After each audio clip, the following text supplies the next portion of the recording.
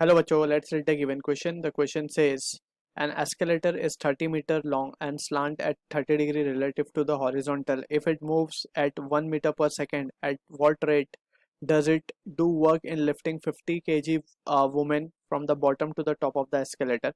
Option A given a 49.3 watt, option B 245 watt, option C 98 watt, option D 292 watt. So in this question we need to understand about basic concept of work and the rate of doing work, right.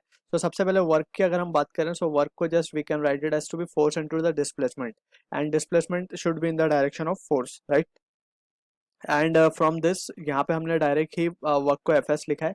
Usually this is coming from F S cos theta, right. जब angle zero होगा, जब ये relation आएगा हमारे पास F into S, ठीक है ना.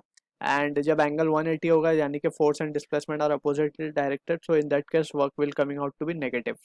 Also, यहाँ पे we need to understand if we are talking about the small work done, that is for small displacement, if the force is acting, जिसे हम constant मान सकते हैं force को, ठीक है. So in that scenario, if we differentiate this expression with respect to time, so हमारे पास जो relation आएगा, that will be dw by dt, which will be nothing but the rate of doing work will be what, power.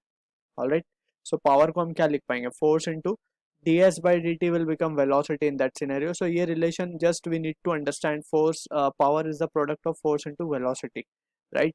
अब यहाँ पे basically we need to understand power कितना required है for this force moving to move with this velocity, right. So this is how we understand it. Using this concept only we will try to answer the given question. अब हमसे बोला जा रहा है कि एक एस्केलेटर है, that is the moving ladder basically, जिसपे we usually have seen it on the stations and all. So जहाँ पे लैडर मूव करती है ऊपर की तरफ, so this is what escalator is, and it is been given के ये 30 डिग्री पे इंक्लाइंड है. एंड ये हमें जो एस्केलेटर की लेंथ गिवन है, दैट इज 30 मीटर, राइट. अब यहाँ से we can see, we can from this figure we can easily calculate the height h, right. So height h कैसे कैलकुलेट कर सकते हैं, फ्रॉम द ट्राइंगल हम क्या लिख पाएंगे, sin 30 will be opposite upon hypotenuse यानी 30. So this h comes out to be 15 metre, right. sin 30 will be half, और ये वैल्यू आ जाएगी हमारे पास 15 मीटर, यानी h हमें मिल चुका है 15 मीटर. अब लेट से यहाँ पे कोई वुमेन खड़ी होती है 50 kg की, एंड इसको ऊपर तक जाना है, यानी कि 15 मीटर हाइट कवर करनी है. सो कितना पावर लगेगा, basically rate of work done is what, power, as हमने यहाँ पे डिफाइन किया उसे. सो नाउ यहाँ पे वी कैन सी के जो एस्केलेटर है, it is 30 metre long, and ये वो चल रही है स्पीड से 1 मीटर पर सेकेंड.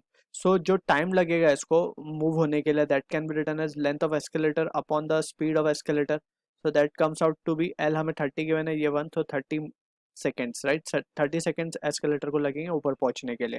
सो नाउ अब ये जो वुमेन यहाँ पे खड़ी है, so it's her weight is acting in the downward direction, that is mg, right.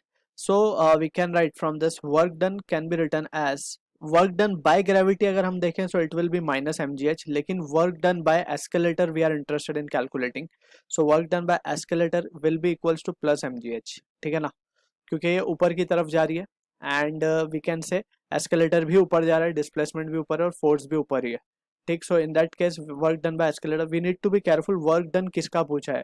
यहाँ पे हमसे पूछा है at what rate work has to be done by the lifting of women, यानी कि एस्केलेटर को क्या पावर लगाना है, दैट्स द क्वेश्चन.